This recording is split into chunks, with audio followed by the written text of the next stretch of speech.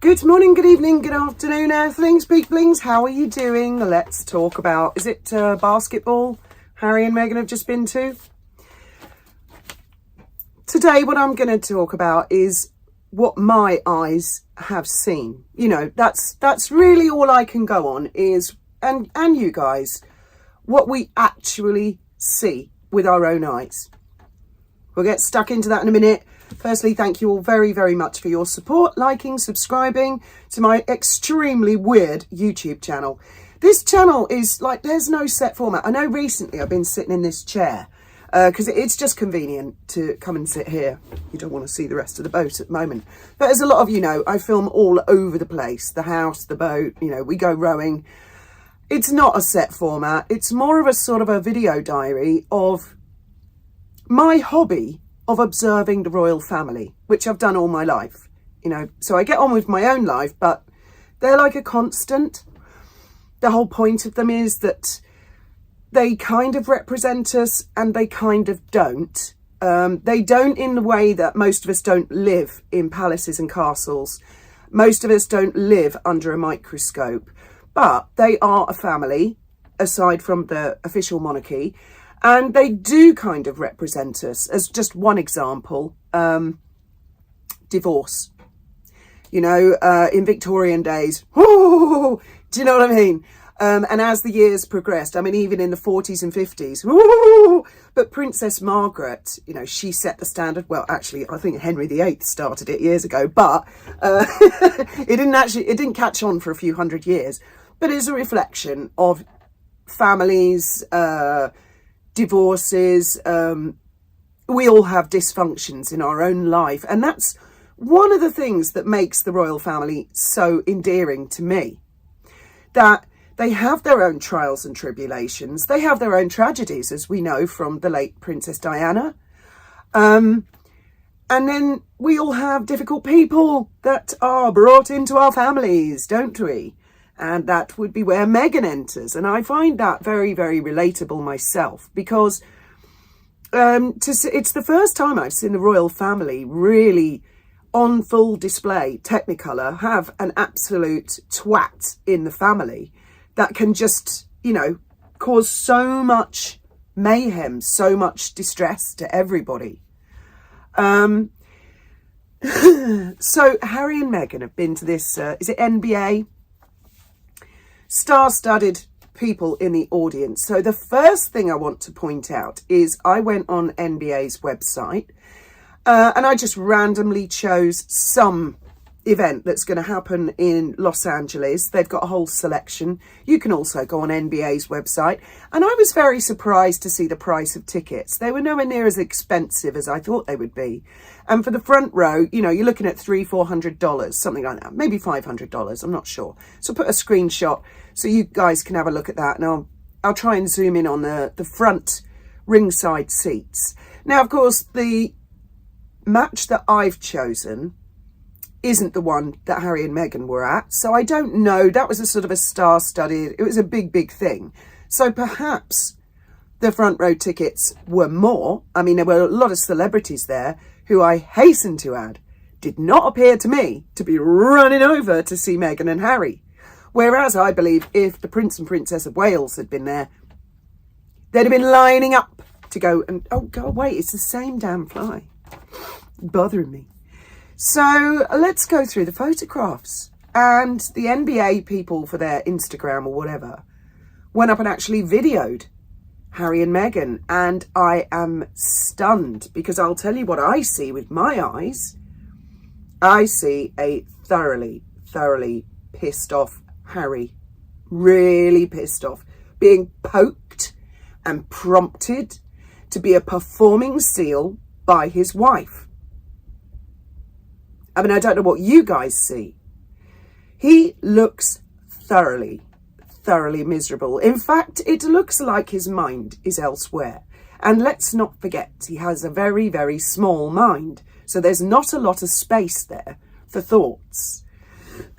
I'll wager one of the thoughts crossing his mind is David Sherborne and his legal fees and the Daily Mail. And believe me, I have had many sleepless nights when I was in litigation, and I was a litigant in person. I had a lawyer initially, and then it was so expensive, and also he had a few problems.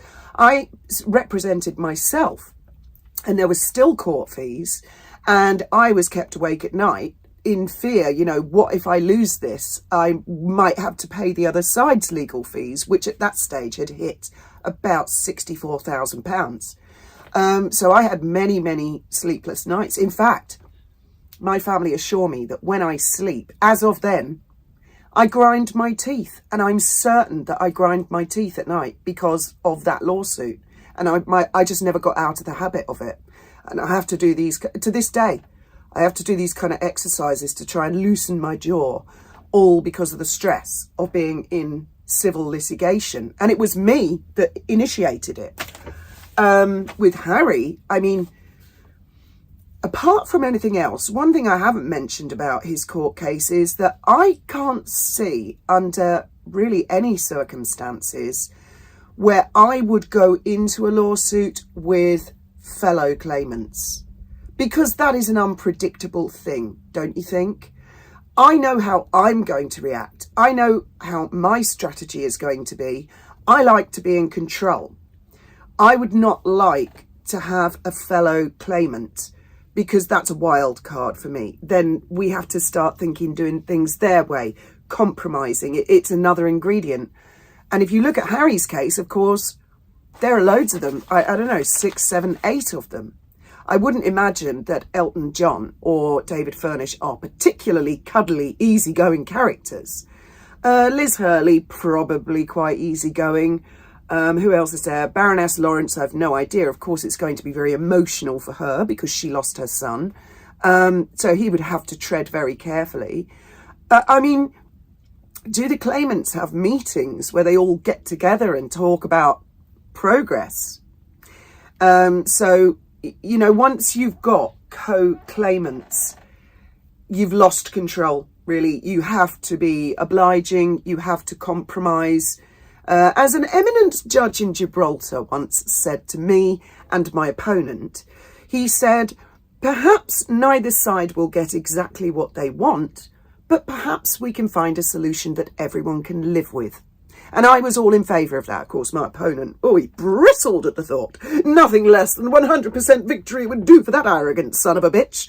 But this eminent judge, who's the Lord Chief Justice in Gibraltar, was quite right. I mean, that's the best anybody can hope for from a civil lawsuit. Very, very rare that people win 100% all the way down. The court will be there to kind of balance it and, those legal bills, Harry. Oh, what a nightmare. And I bet that is how he looks at these photographs at this NBA match to me. Then even further than that, he cannot stand to be near her. He can't stand it. I've said it so many times, he's like his mother. He can't hide his disdain or joy or whatever. He has a very expressive face. He can fake a smile for a little bit, but that mask slips a lot, as it did with the late Diana. And there's a particular photograph of the two of them together where he's got his arm around her, and let me move the camera so you can see my arm. It's kind of like, it's really forced. That arm is not relaxed. Do you know what it reminds me of? It reminds me of how he poses when he's with a fan or a member of the public. Like, can I get a selfie with you? Yeah, sure. Forced smile, stiff arm. Oh, yes. That's how it looks. And yet this is the woman he married. That is not natural. That is not a good look. Apart from the fact she has to keep poking him, prodding him, reminding him to smile. Her smiles are just like, the Richter's grin is coming back. I don't know. I mean, I'm just judging it prima facie on what I see before my very eyes. You guys tell me, do you see a happy couple? And if they've been married for 6 years, why do they have to keep keep telling everybody how in love they are, how happy they are. I mean, it's just not necessary. The rumours of their marriage being in dire straits have not come from nowhere. There are 22 members of staff who've left. There are many people who've witnessed what goes on behind the scenes. I could read puff pieces out to Kingdom Come for you guys, or you guys can read them yourself. This is not coming from nowhere. I mean, I'm all in favour of innocent till proved guilty. Of course, getting divorced is not a criminal matter. I'm just judging this, looking at the actual people involved. And to me, they do not look like a happy couple. And I repeat, I still feel instinctively that he agrees to these public displays as part of a deal with her. I mean, basically, that's pretty powerful leverage he's got over her.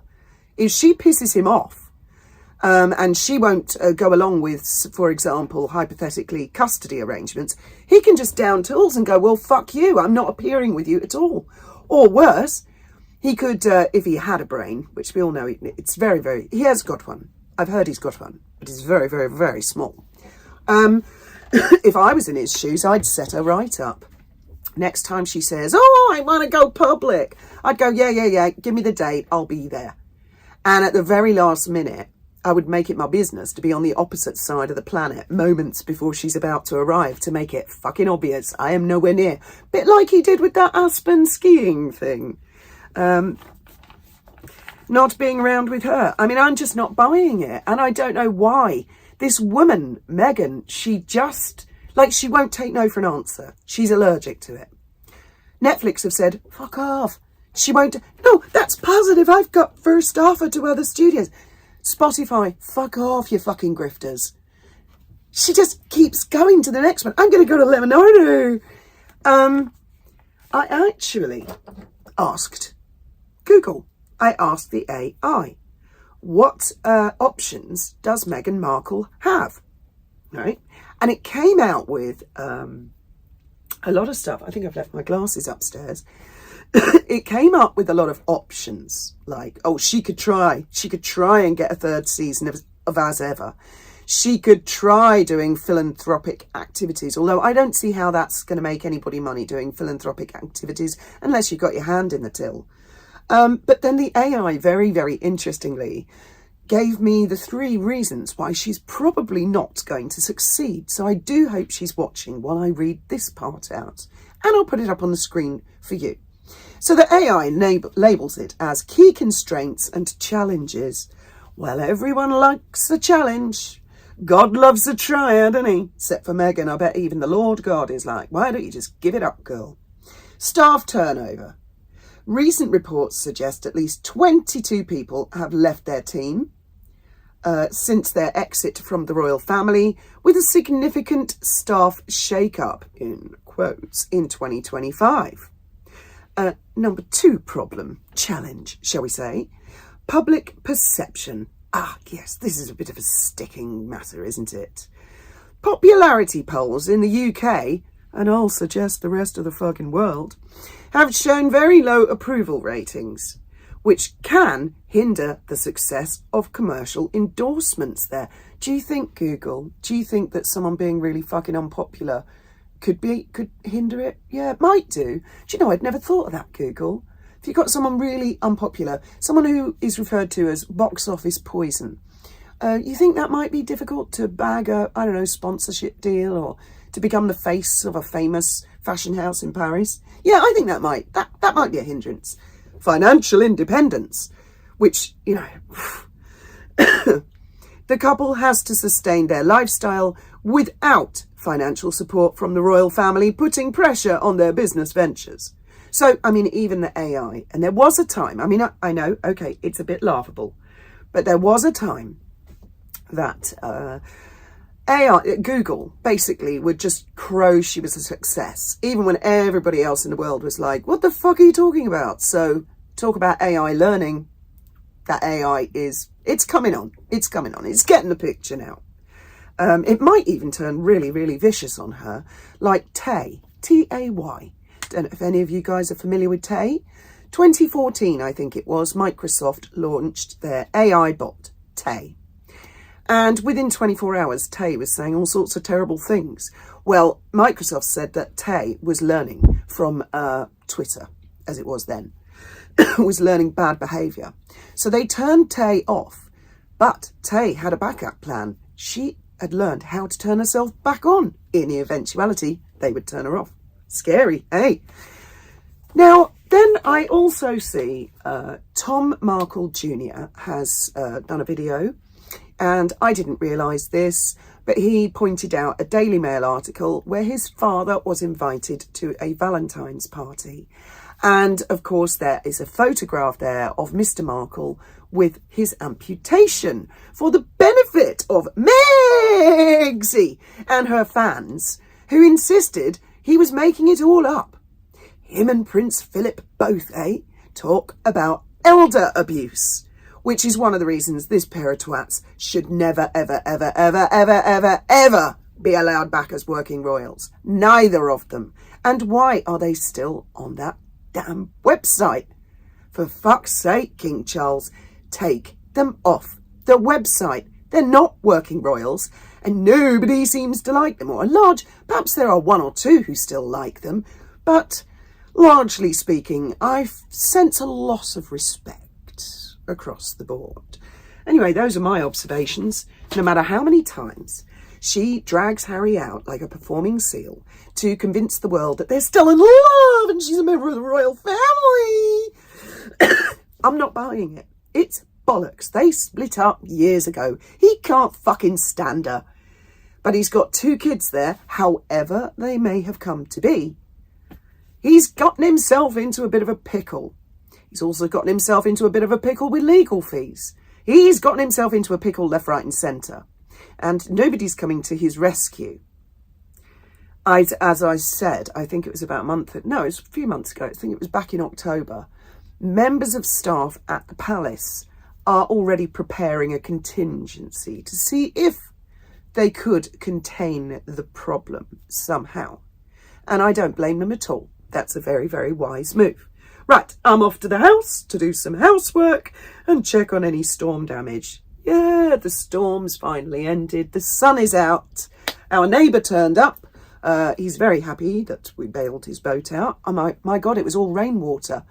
And it was up to my knees when I went into his cabin, the poor guy.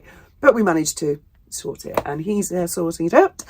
And I'm off. I hope you're all having a fantastic day. Thank you very much for liking, subscribing, listening to my bullshit. Good morning, good evening, good afternoon, ladies, gentlemen, earthlings, Martians. May your God be with you.